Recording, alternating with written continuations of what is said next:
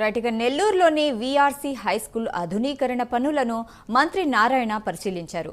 భవిష్యత్ తరాల విద్యార్థులకు డిజిటల్ విద్యను అందించాలని సంకల్పంతో 15 కోట్లతో స్కూల్ పనులు చేపట్టామని మంత్రి అన్నారు.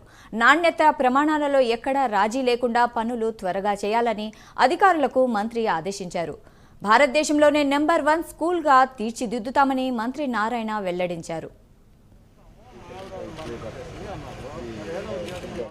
నెల్లూరు యొక్క సెంటర్లో ఉంటుంది.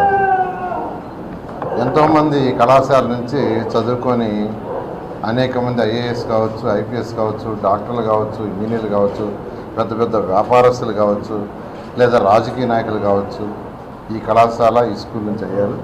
అందులో నేను కూడా ఒకడిని. నేను కూడా ఇదే స్కూల్లో ఇదే కాలేజీలో చదివాను.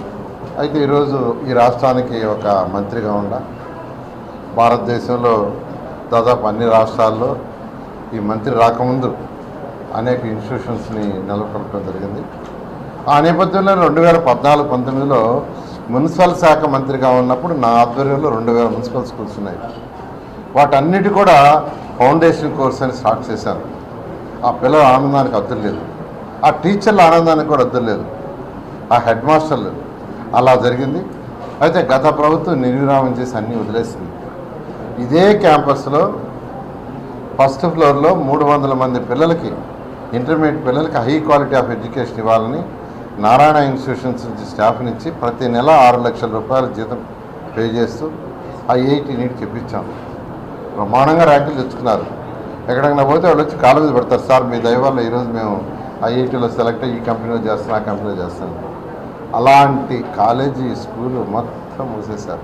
ప్రజలకు పరిపాలన ఇవ్వాలా, ప్రజా పరిపాలన అనేది లేదు గత ప్రభుత్వానికి. ఆర్థిక వ్యవస్థను ఎలా నడపాలో కూడా తెలియదు. విఆర్ కళాశాల అంటే నెల్లూరు యొక్క సెంటర్లో ఉంటుంది. ఎంతోమంది కళాశాల నుంచి చదువుకొని అనేక మంది ఐఏఎస్ కావచ్చు, ఐపీఎస్ కావచ్చు, డాక్టర్లు కావచ్చు, ఇంజనీర్లు కావచ్చు, పెద్ద పెద్ద వ్యాపారస్తులు కావచ్చు, లేదా రాజకీయ నాయకులు కావచ్చు, ఈ కళాశాల ఈ స్కూల్ నుంచి అయ్యారు. అందులో నేను కూడా ఒకడిని. నేను కూడా ఇదే స్కూల్లో ఇదే కాలేజీలో చదివాను. అయితే ఈరోజు ఈ రాష్ట్రానికి ఒక మంత్రిగా ఉండా భారతదేశంలో దాదాపు అన్ని రాష్ట్రాల్లో ఈ మంత్రి రాకముందు అనేక ఇన్స్టిట్యూషన్స్